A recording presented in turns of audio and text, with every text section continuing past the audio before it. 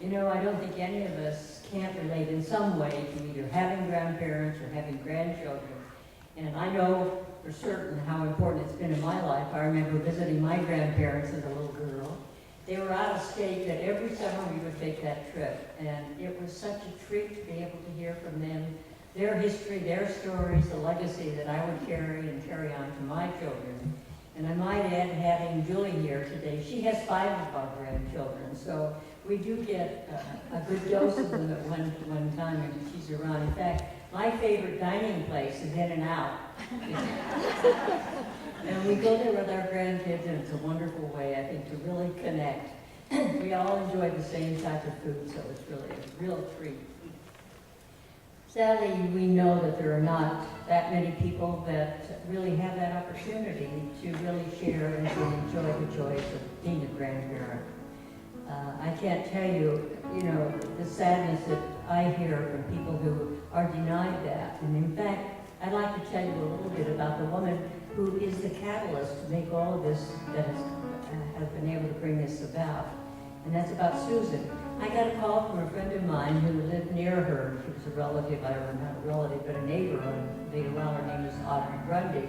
Some of you may know Audrey, but she said, there's a woman here who has a passion and a desire to do something that's really important, not only for herself, because she's been denied the rights of a grandparent, but those many people that have been disenfranchised for their rightful roles of being a grandparent.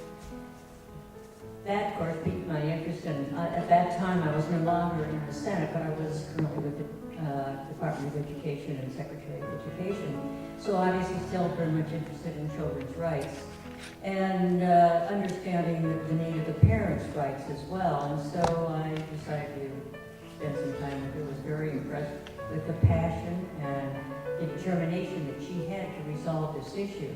And of course, I advise her to get a cadre of supporters that you can approach, and perhaps it's going to take some legislative changes or authorization in order to bring this about. She became armed with petitions. She went around, she found those people that had a common interest.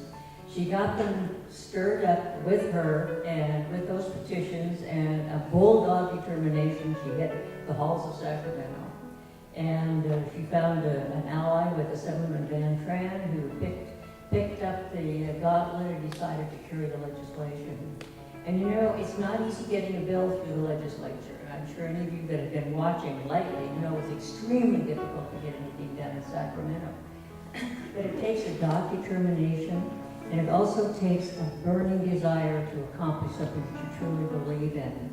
And so Susan was able to surmount all the obstacles that you could imagine in a political arena, and convey that passion and bring about those people that could help and support, and that shared her passion to get something done that was truly important.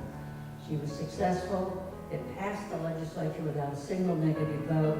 And of course, the bill signing was an exciting day for her, and I think they had a reception in the Assemblyman's office to celebrate that occasion. And that is really what brought about much of what you've seen as far as the ability now that authorizes the rights for grandparent visitations.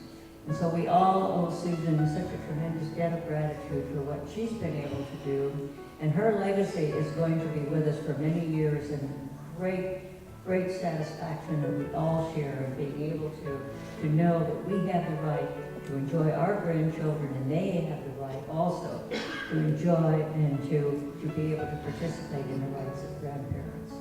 So, Susan, thanks. And for anyone who ever says that one woman can't make a difference, I defy you not to say that after you talk to Susan Hoffman. Thank you, Susan. I have a question. How does someone take a loving grandparent away from a child after they've established a bond? Grandparent rights have just as much to do with a child's right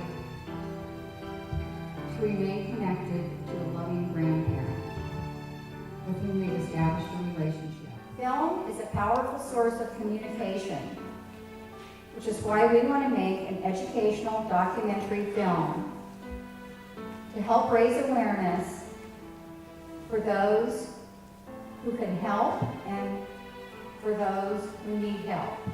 You've met the therapist, you've met the attorney, and you've met the legislator.